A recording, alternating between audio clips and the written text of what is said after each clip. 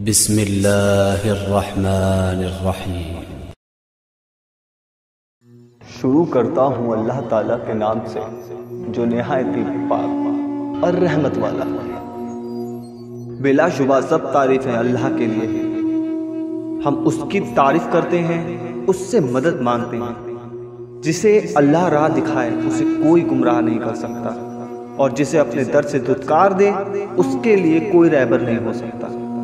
اور میں گواہی دیتا ہوں کہ معبود برحق صرف اللہ تعالیٰ ہے، وہ اکیلا ہے، اس کا کوئی شریک نہیں ہے۔ اور میں گواہی دیتا ہوں کہ محمد صلی اللہ علیہ وسلم اس کے بندے اور اس کے رسول ہیں۔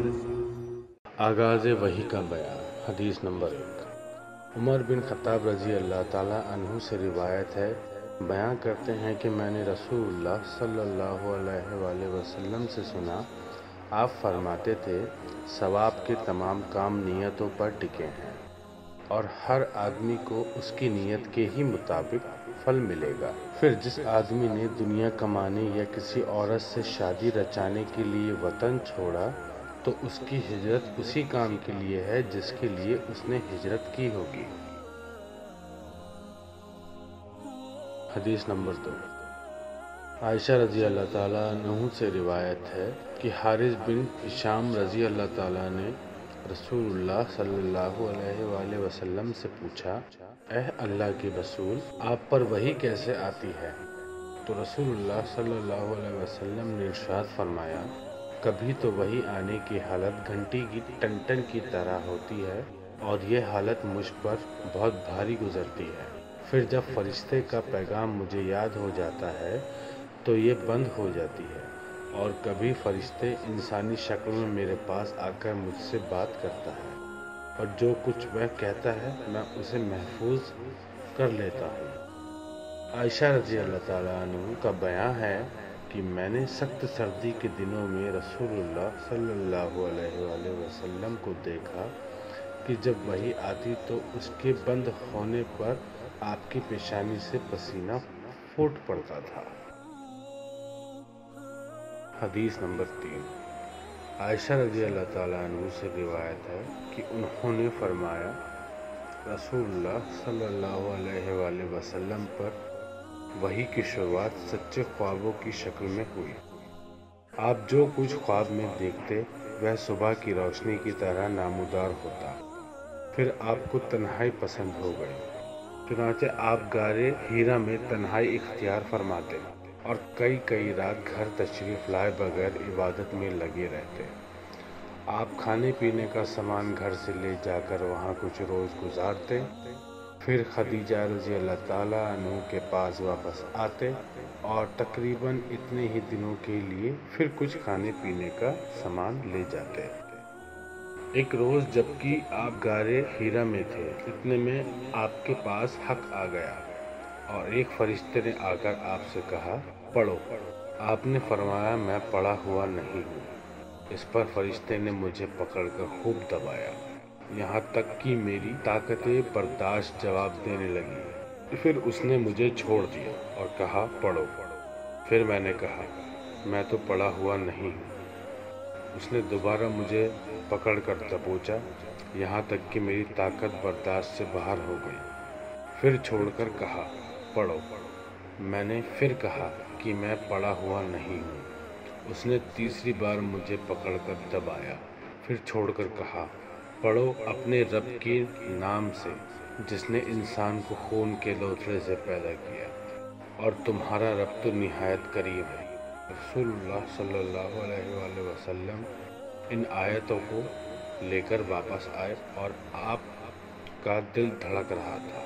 آپ اپنی بیوی خدیجہ بنت خویلد رضی اللہ تعالیٰ عنہ کے پاس تشریف لائے اور فرمایا، مجھے چادر اڑا دو۔ انہوں نے آپ کو چادر اڑا دی، یہاں تک کہ ڈر کی حالت ختم ہو گئی۔ پھر آپ نے خدیجہ رضی اللہ تعالیٰ عنہ کو قصے کی خبر دیتے ہوئے فرمایا، مجھے اپنی جان کا ڈر ہے۔ خدیجہ رضی اللہ تعالیٰ عنہ نے کہا، بالکل نہیں، اللہ کی قسم، اللہ تعالیٰ آپ کو کبھی ذلیل نہیں کرے گا۔ آپ رشتے جوڑتے ہیں، کمزوروں کا بوجھ اٹھاتے ہیں۔ फ़कीरों व मोहताजों को कमा कर देते हैं, मेहमानों की खातिरदारी करते हैं और हक के सिलसिले में पेश आने वाली तकलीफ़ों में मदद करते हैं। फिर खदीजा रज़ी अल्लाह ताला अन्हु रसूलुल्लाह सल्लल्लाहु अलैहि वसल्लम को साथ लेकर अपने चचाजाद भाई वर्का बिन नफल बिन असद बिन अब्दुल उज्जा के पास आई। वर्का जहालत के ज़माने में ईसाई हो गए थे और इब्रानी ज़ुबान भी लिखना जानते थे।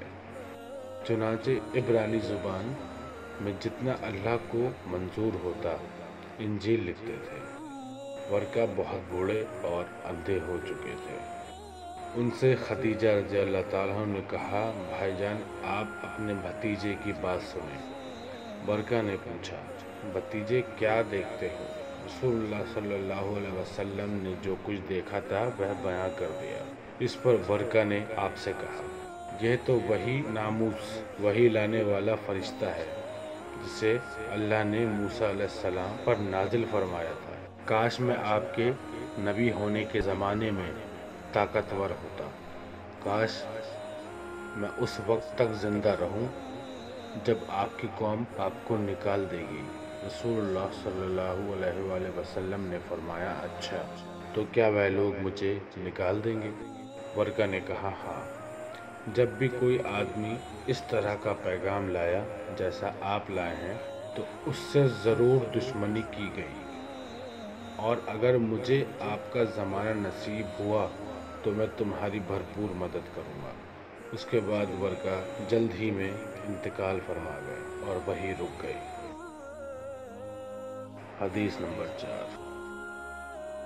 जाबिर बिन अब्दुल्ला अंसारी रज़ी अल्लाह ताला अन्हु से रिवायत है कि उन्होंने रसूलुल्लाह सल्लल्लाहु अलैहि वसल्लम की ज़ुबानी वही की रुक जाने का किस्सा सुना।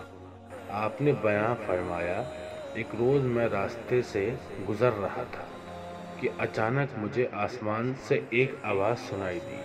मैंने सर उठाया तो देखा कि वही फरिश्ता जो मेरे पास गारे हीरा में आया था, आसमान और ज़मीन के बीच एक कुर्सी पर बैठा हुआ है। मैंने उसे देखकर बहुत डर गया।